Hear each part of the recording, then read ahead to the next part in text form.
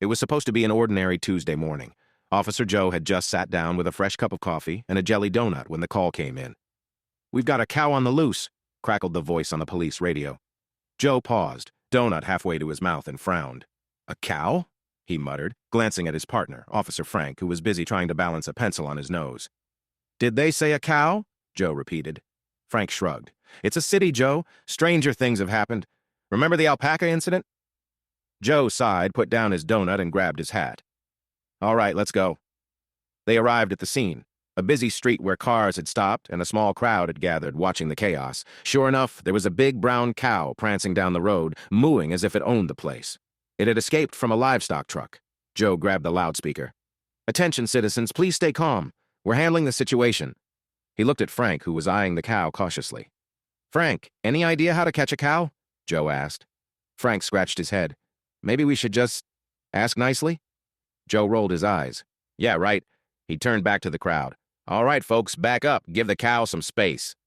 Suddenly, the cow bolted down a narrow alleyway, its hooves clattering loudly. Joe and Frank exchanged a look before taking off after it. The cow was surprisingly fast, zigzagging through alleys and even managing to evade a hot dog vendor who tried to wave a bun in its direction. "Hey, you can't go that way," the vendor shouted. But the cow, unfazed, continued, knocking over a trash can. Officer Joe was panting. "Why are cows this fast?" he yelled as he rounded another corner, almost slipping on spilled yogurt from a toppled grocery bag. The pursuit led them to a park where children were playing. The kids, seeing the cow, burst into laughter while parents scrambled to keep them away. Frank ran up to Joe, a bit out of breath, holding a garden hose. "I got a plan, Joe. We rope it." Joe blinked. "That's not a lasso, Frank. That's a garden hose." Frank shrugged. "Same difference." He swung the hose over his head, but it barely made it a few feet before flopping to the ground.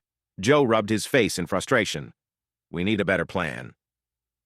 Suddenly, from across the park, an elderly lady appeared, calmly walking toward the cow with a small bag of apples.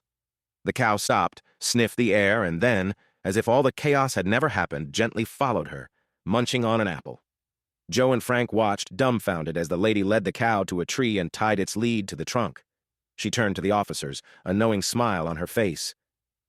"You boys should learn that sometimes it's easier to be gentle," she said, patting the cow on the head. Joe sighed, tipping his hat. "Thank you, ma'am. We owe you one."